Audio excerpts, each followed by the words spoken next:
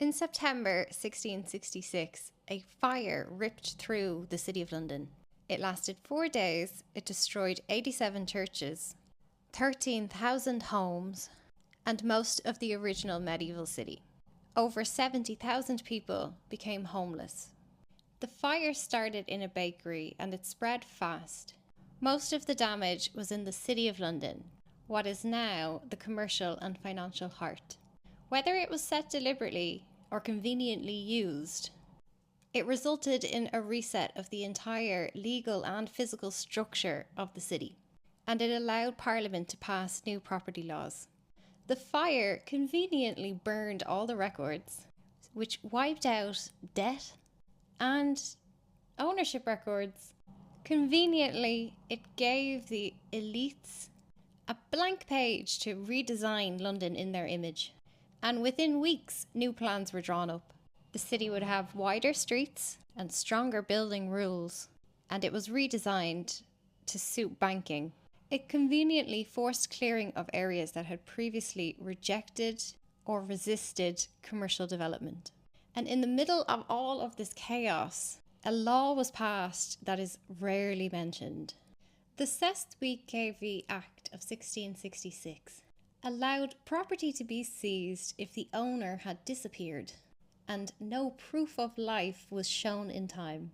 During the fire, thousands fled the city, but with no way to prove their survival, as in, you standing here is not enough, we need some paperwork. Then their land was taken. The fire was a trigger. Afterwards, the Crown and the city livery companies tightened their control. New London was built for the landowners, the moneylenders, the merchant class. In 1940, London was hit again. This time, German bombers targeted the East End and the city. They hit the ports, the docks, and the working class homes all around them. By the time the war ended, most of the city's population were left homeless, while the wealthy areas in the west never got touched. And then suddenly, in 1947, the Town and Country Planning Act is passed. It removed the right of people who owned a plot of land to develop that land without the state's permission. Development rights were now held by the state. But the outcome here was not socialism. This wasn't real public ownership. It was a way of centralizing control of who could develop land. And consistently, Britain's bureaucratic channels favour those who already have capital. So the bombed lands become clearance zones. Whole neighbourhoods in Bermondsey and Elephant and Castle were flattened and handed to developers.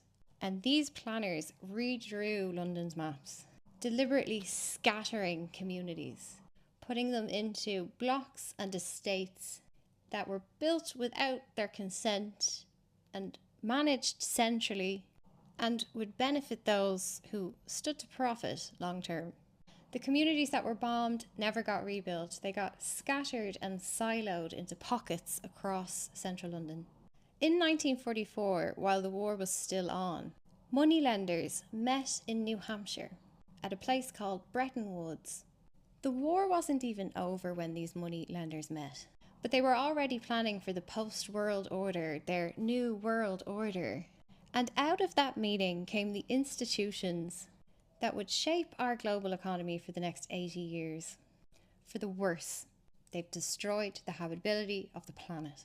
From that meeting in New Hampshire, we got the International Monetary Fund, the World Bank, the General Agreement on Tariffs and Trade, and a vision for a global central currency.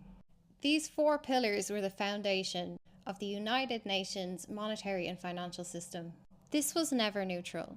It embedded power into finance, not politics where we think it is. It placed currency and sovereignty of all of the countries in the world into the hands of unelected institutions with United States structural dominance. What these unelected sneaky bankers built in 1944 is the debt slave machinery.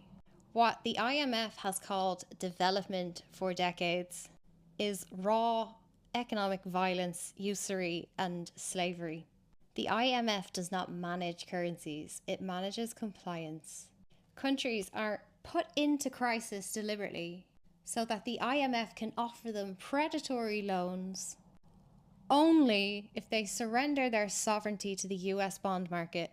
This forces countries into privatized, precarious, dangerous structures that incentivize owners of businesses to cut wages aggressively and grow for infinity on a finite planet.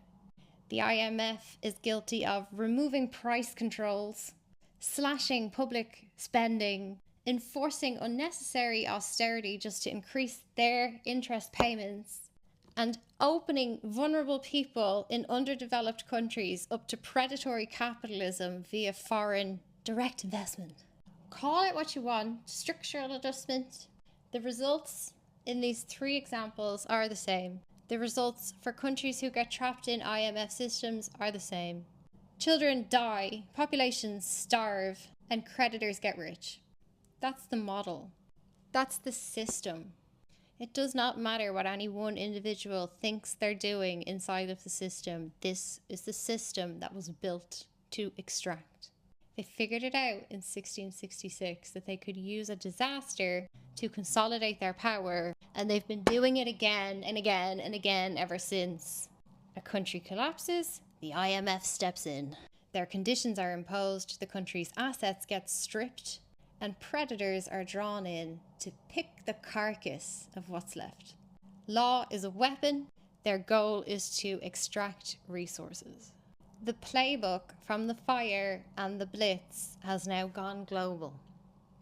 Crisis is not the outcome of our broken system. Crisis is the system. It is the tool of control, is to keep you in perpetual loops of crisis and violence and fear. Whether that's post-war London, 1980s Latin America, or 21st century Greece, the model is the same. The empire never died. It just thinks if it wears a nice suit, it can hide.